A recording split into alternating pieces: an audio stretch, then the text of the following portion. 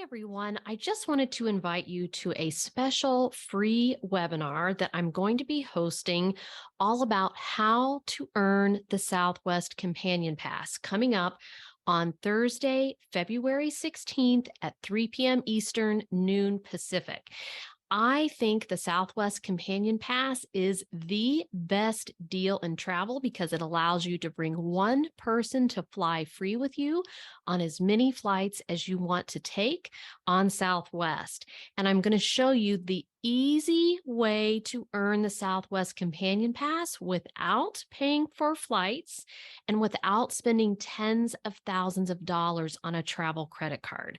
So if you would love to get a companion pass in hand this year, be sure to clear your calendar and join me on February 16th at 3 p.m. Eastern. You can register at familiesflyfree.com/webinar to hold your spot. And there will be a limited 48-hour only replay.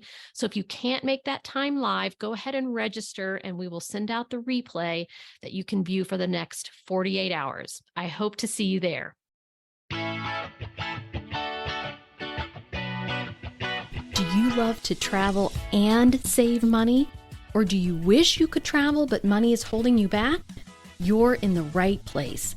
Welcome to the Families Fly Free podcast, where I show you how to fly your family free forever using my simple fly free formula. I'm your host, Lynn Mettler. My family of four has mastered the art of flying free as simply as possible since 2015, and I want to show your family how to do it too. Hello, everyone. Welcome back to the Families Fly Free podcast. I'm Lynn Mettler. So we are just back from a super quick trip down to Disney and Orlando. This is one of the great perks of always having a bank of points ready to go wherever you want to fly. You can take some quick trips like this. They don't have to all be week-long vacations. You can do some long weekends, and we literally went down to Orlando just for 2 nights in the middle of the week. So we chose to do this to attend the Disney Vacation Club Moonlight Magic event, which is something they are offering this year. They closed it down. I think they stopped doing it during COVID. And so this is the first time they're bringing it back. So there's 2 at Epcot this year, 2 at Hollywood Studios, and 2 at Animal Kingdom.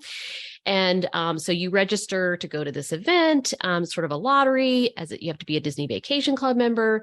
And so we were excited to do that. I was excited to do that as new Disney Vacation Club members. I wanted to see what this special event was.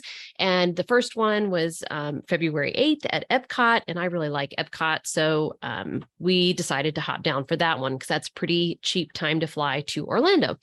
And so we didn't have to pay very many points at all.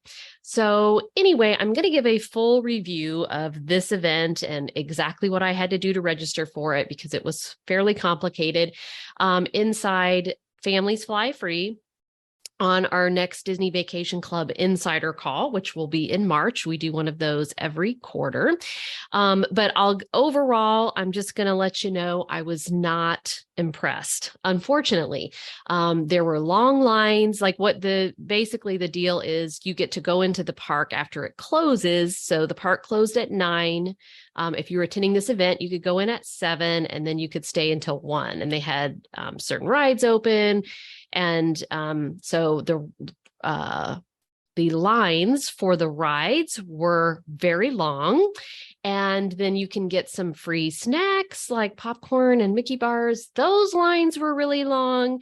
And then there was really nothing else that I thought that was terribly special about the event to make it worth going down. So I really thought we would have done better to just ride the rides we wanted during the day using Genie Plus and not have to stand in a line. And no way am I standing in a 20-minute line to get a free bag of popcorn. So it wasn't as great as I thought it would be, unfortunately. So I will give a full detailed review of exactly what it was like next month inside of Families Fly Free. So let's move on to today's topic. I will say it was lovely to be in the Orlando sunshine for a couple of days, and I got to meet up with Chad of my DBC Points podcast. So that was super fun to meet him in person. So Certainly was great to go down there, get in 78-degree weather, feel some sunshine for a minute, was delightful. And we did spend a day in Magic Kingdom also, in addition to going to the event. But the event itself was just disappointing. I thought. That was my opinion.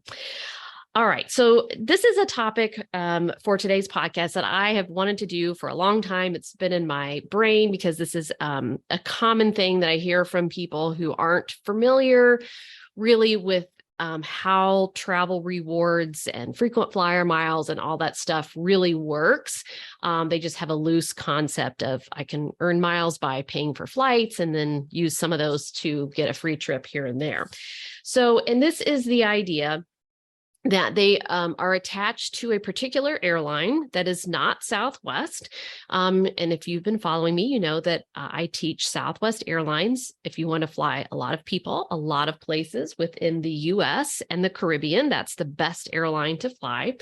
And so they'll say to me, yeah, I don't like to fly Southwest. I prefer, and it's usually Delta is what I hear. But I just like Delta, so I'm not interested. I will just fly Delta free instead of Southwest. So I want to address this because I think that there's a misunderstanding there of the comparing of the two. I think that they are understanding this as an either or question. Like, if I could fly free, would I rather fly Delta or would I rather fly Southwest? And their answer is Delta. Like, if I had to pick between the two and they are equal, I'm going to choose Delta. But it's not an either or question. That's a misassumption. That's a premise that is incorrect that they're assuming there. The question really is, would you rather fly free on Delta once a year at best? Or would you rather fly free as much as you want and bring everybody else along with you for free too on Southwest? The two are not equal. And so you need to understand what you're really saying no to there, because it's a lot more than I think most people realize. So when someone says this to me, that they'd rather fly Delta, I hear, no, thank you. I'd rather pay for flights and maybe get one free a year for me and maybe my spouse and fly Delta, which is completely incomprehensible to me. I don't compute. So any day I will take flying free 6 times a year on Southwest if I get to choose between those two things. So let's talk about why these two things are so very different and why the choice is not equal. And so mainly this is because on Southwest, you can pay so many fewer points per flight. And what that means is if I'm paying fewer points for every flight, and I'm talking a quarter of the points that you would pay on any other airline, in most cases, we can't say 100% of the time, but most cases, which is what we're going for here, the majority of the time. If I'm paying fewer points, that means I can bring more people with me, my whole family, for the same number of points as I could on another airline, or I can take a bunch more flights for the same number of points on Southwest as I could on another airline. And the reason why you can pay so many fewer points on Southwest, there's multiple reasons for this, which we will hit on briefly here. One, their points prices tend to be significantly lower anyway. Now, there might be cases here and there where Southwest is going to have a higher points price than, usually what I say you're going to end up paying on an American or a United or a Delta is around the 25,000 miles per person round trip mark within the US. And that's anywhere beyond driving distance. Like if it's within driving distance, it's cheaper, but I'll just drive. Thanks very much. I'm looking to go further places. Now you can get some web deals on some of these different airlines, but you have to remember they're in no way flexible like Southwest is. And so probably if you get the web deal, they are non-changeable, non-refundable, non-cancelable. Or on Southwest, I can book anything at the cheap price. I can change it. I can cancel it. Points just go right back in my account. It's completely flexible. So that does not make those web deals appealing to me on any other airline. So generally, Southwest has lower points prices.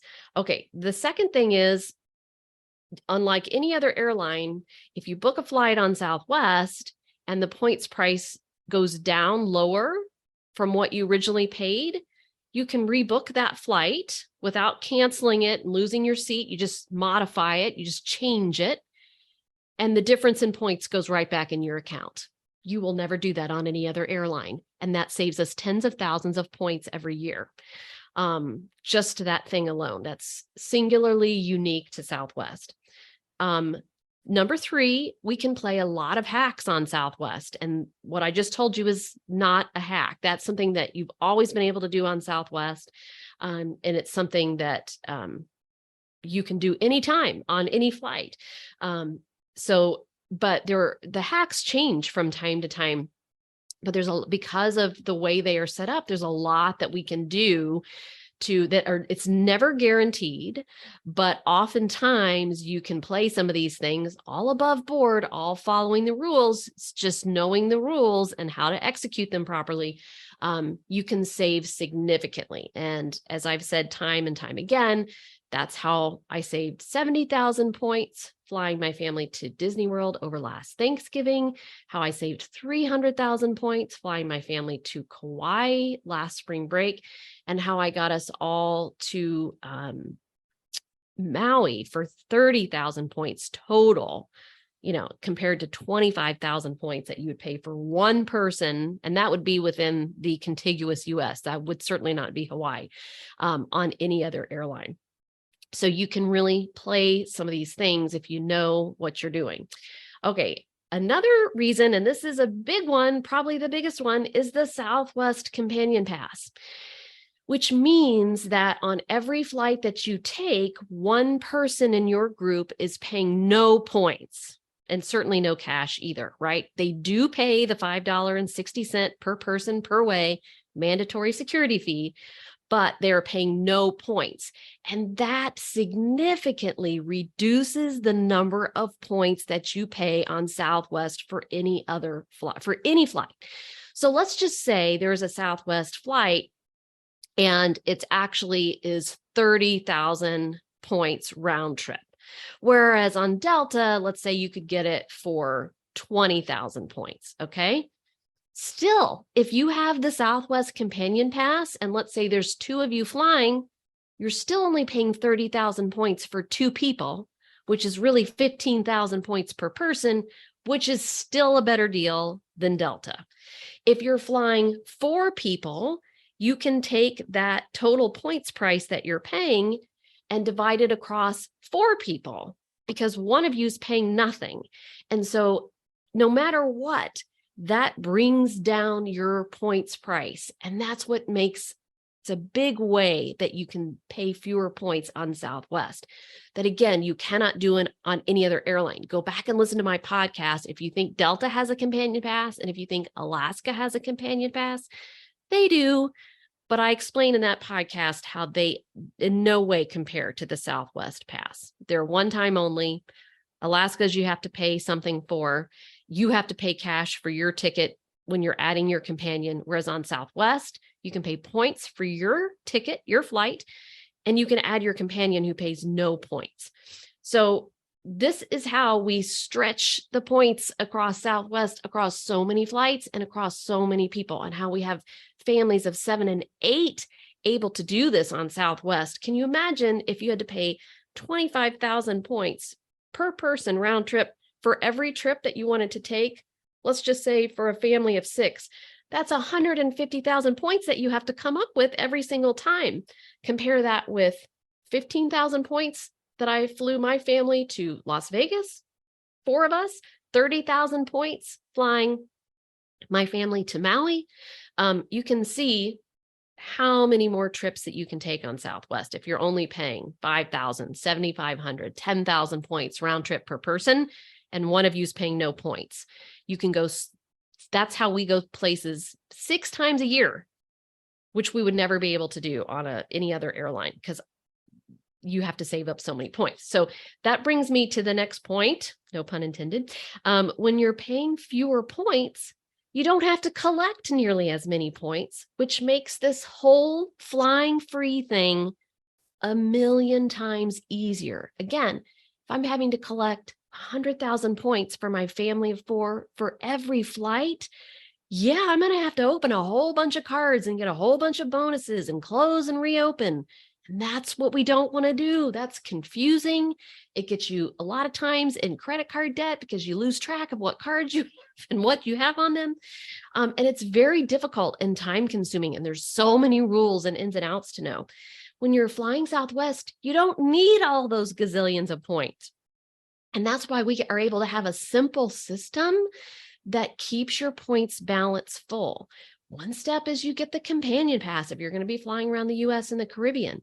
And then we teach you all of our ways to pay fewer points, even fewer points per flight than that. And then we show you how to replenish your points always through your everyday spending. And it's a very simple system that works. So do you want to fly free on Delta once a year? Or do you want to be working a super complicated system to try to get more trips than that on Delta? Or do you want to have an easy system to be able to fly Southwest for your whole family and go as many places as you want? Can you tell I'm passionate about this? So I want to just hit upon here. I didn't really talk about why people say they prefer to fly Delta. So when you ask them, well, why Delta over Southwest? Usually their answer is, well, because Delta has a direct flight and Southwest doesn't. They have connecting flights, or Delta has the more convenient time of day than the Southwest flights. And I understand that, but I want you to consciously decide, okay, I want to take one trip at a convenient time of day for free.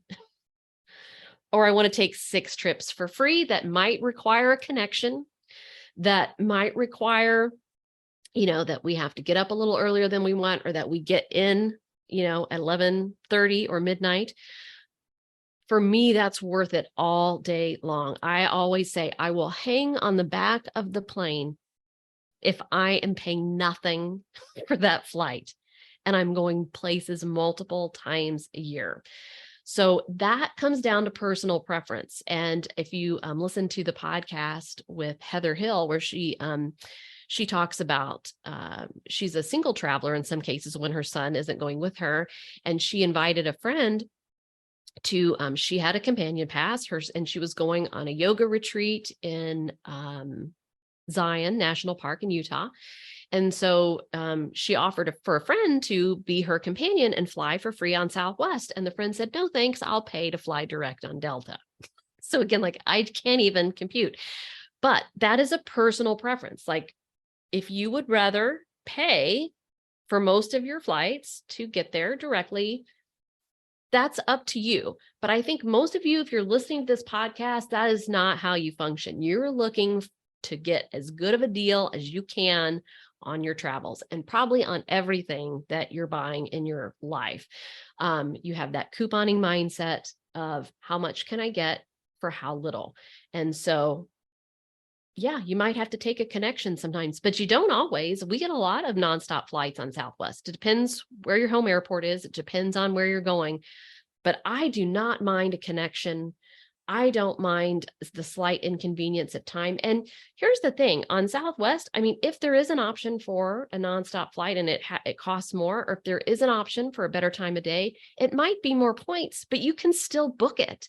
We booked a lot of flights last summer that were more points than I would have preferred to pay. But again, one of us was flying free, and in 2 of the cases, it was just my husband and I. So again, I'm cutting that more expensive points price and I wanted to pay in half. And I had plenty of points to do that. I was able to choose the flight that I wanted that was more points and it not be a problem because my points account is always being replenished. And I had plenty to do that. So I just want you to have a true understanding of what you're saying no to when you choose to fly Delta or American or JetBlue over Southwest. It is not an equal choice. and just realize you can certainly choose what you want, but if you're going to keep flying another airline, it will likely mean that you will be paying for most of your flights. Probably you're going to be flying less and taking fewer trips than if you were flying free on Southwest. There is a difference. So tell me, which one do you choose? Now, next week, I have got Doug McKnight from Rope Drop Radio and his new podcast, Rope Drop on Deck, about cruising. So he is going to be filling us in on what it's like to cruise on Disney's newest ship, the Wish. So he was just he's been on there twice. And he took his most recent trip after Thanksgiving. So if you're curious about this ship, or even what it's like to cruise on Disney, or how you can potentially get some savings on those cruises, be sure to tune in next Tuesday to hear what he has to say. All right, everyone, have a great week. If you're ready to fly your family free forever, I invite you to join my family's Flyfree membership. You'll learn how to stop paying for airfare throughout the US, Caribbean, and Europe so you can make those priceless family travel memories before your kids or even your grandkids leave home for good. And you'll learn it using my simple, proven formula that's helped hundreds of families. Plus, it's risk-free. You either get your investment in the membership back in free travel, or I give you your money back. You can get more information at familiesflyfree.com/join.